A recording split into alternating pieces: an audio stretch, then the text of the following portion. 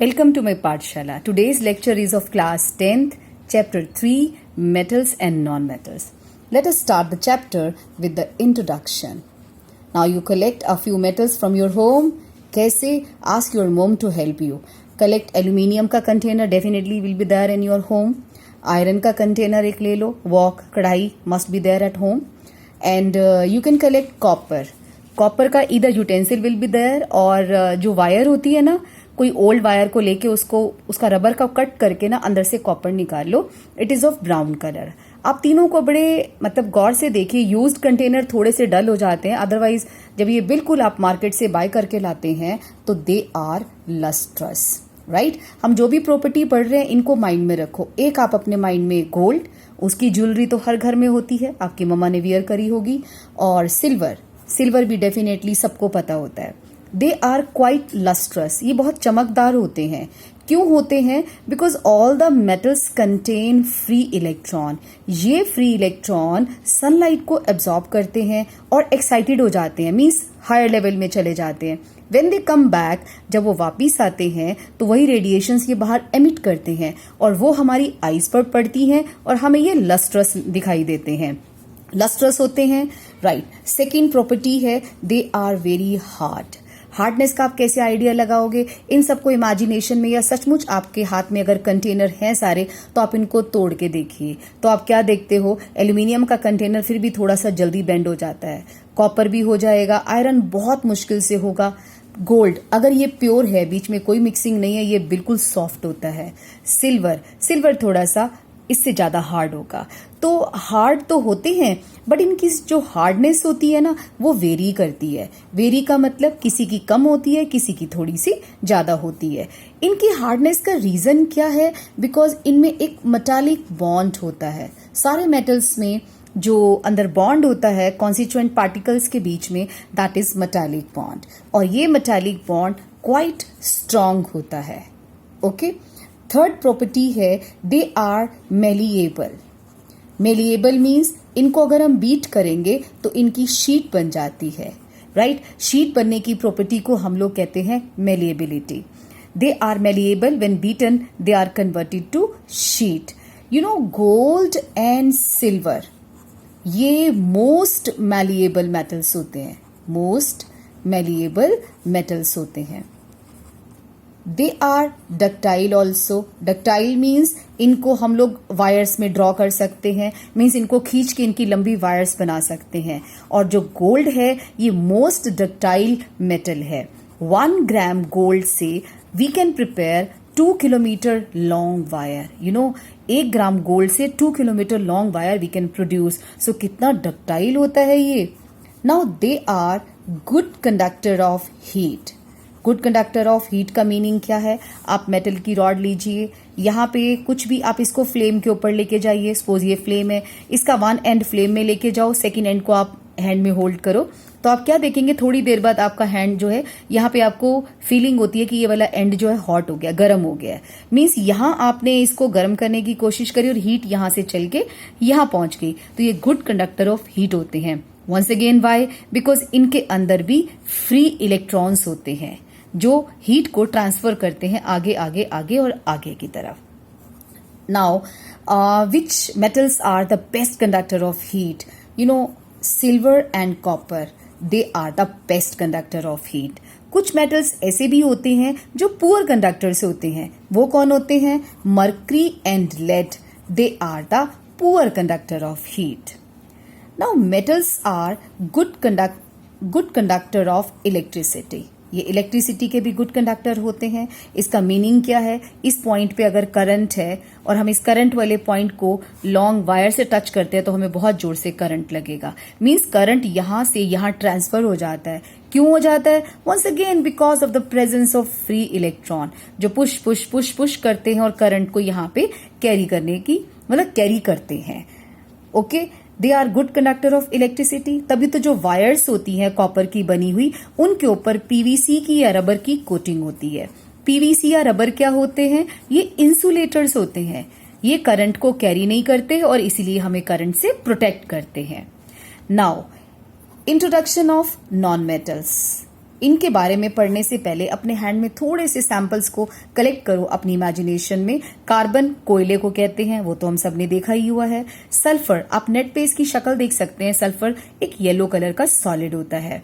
Iodine, आप अपनी lab में जाएंगे जब इसके बाद स्कूल ओपन होगा तो आप देखना ये आयोडीन बॉटल में रखा होता है, पाउडर सॉलिड होता है, पर्पल कलर का सॉलिड होता है। अब ये नॉन मेटल्स कैसे होते हैं? ये लस्ट्रस नहीं होते, ये मेलिएबल भी नहीं होते, इनकी शीट्स नहीं बना सकते, ये डक्टाइल भी नहीं होते, ये सोनोरस भी नहीं होते। मेटल्स जो होते हैं वो सोनोरस भी होते हैं। सोनोरस का मतलब है इसको अगर हम हिट करेंगे, हैमर करेंगे तो साउंड प्रोड्यूस होता है, लेकिन इसमें साउंड प्रोड्यूस नहीं होता। और ये बैड कंडक्टर्स होते हैं हीट और इलेक्ट्रिसिटी के। But you all know exceptions are always there, exceptions तो होती ही हैं। वो कौन सा नॉन मेटल है जो लस्ट्रस है? आयोडीन।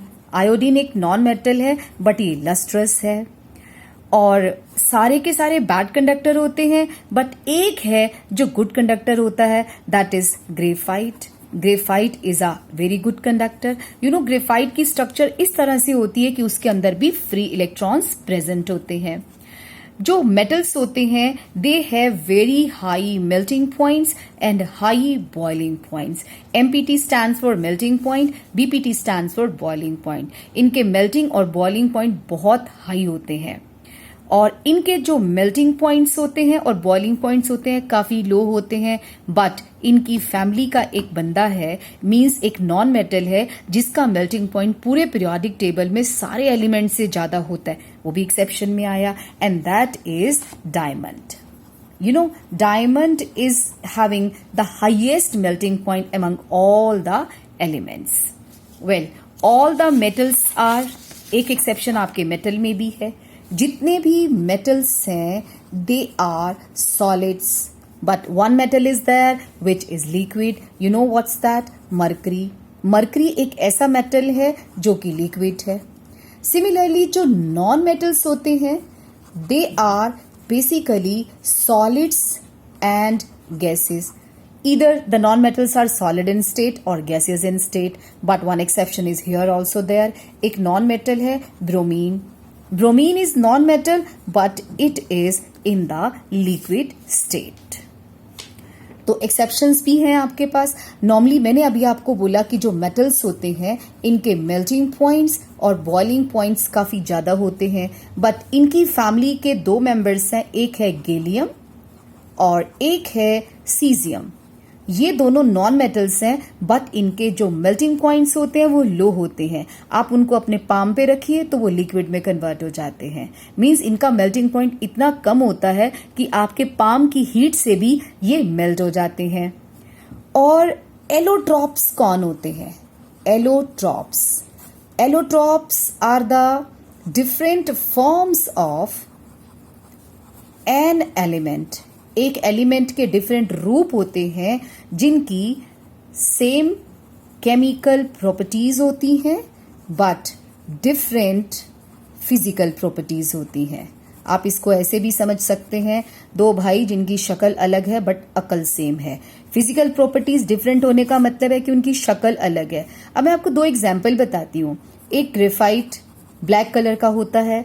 आपको ग्रेफाइट अगर इमेजिन करना हो ना, जो पेंसिल होती है ना, पेंसिल में अंदर जो सिक्का बोलते हो जिसको आप लोग, जिसे हम लेड पेंसिल कहते हैं बट उसमें लेड नहीं होता, ग्रेफाइट होता है। जो पेंसिल जो लिखने वाला पार्ट होता है अंदर सिक्का होता है वो ग्रेफाइट का बना होता है। कितना काला होता है।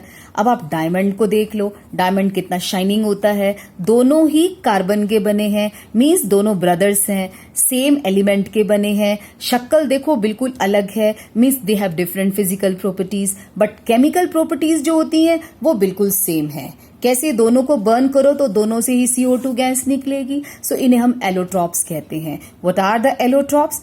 Different forms of an element having same chemical properties but different physical properties.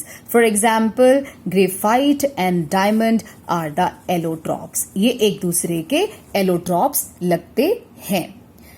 Alkali metals soft होते हैं। अल्कली मेटल्स, अब अभी आपको मैंने बोला कि मेटल्स हैं तो अल्कली मेटल्स होते हैं। कौन होते हैं? ली, ना, की। 2-3 बार बोलोगे आपको याद हो जाएगा। लिथियम, ना, सोडियम, के, potassium. Do you know sodium इतना सॉफ्ट होता है कि इसको हम नाइफ से कट कर सकते हैं। अब देखो है तो मेटल, लेकिन देखो कितना सॉफ्ट होता है। Okay, so on the basis of physical properties, we can't classify metals and non-metals. अगर आपको कोई कहे ये लस्ट्रस है तो ये मेटल होना चाहिए, ये कोई क्राइटेरिया नहीं है। मीन्स हम फिजिकल प्रॉपर्टीज के अकॉर्डिंगली इनको हम क्लासीफाई नहीं कर सकते। Okay, this was the introduction of metals and non metals. और इसके बाद मैं आपको इसका डीपीटी देती हूँ, वो आप सॉल्व कीजिए और आप इंट्रोडक्शन आपकी हो गई। अब नेक्स्ट टॉपिक पे हम लोग कल चलेंगे। इसको 2 बार देख लीजिए, आपको लर्न हो जाएगी और मैं इसके साथ अटैच कर दूंगी आपकी DPT 1।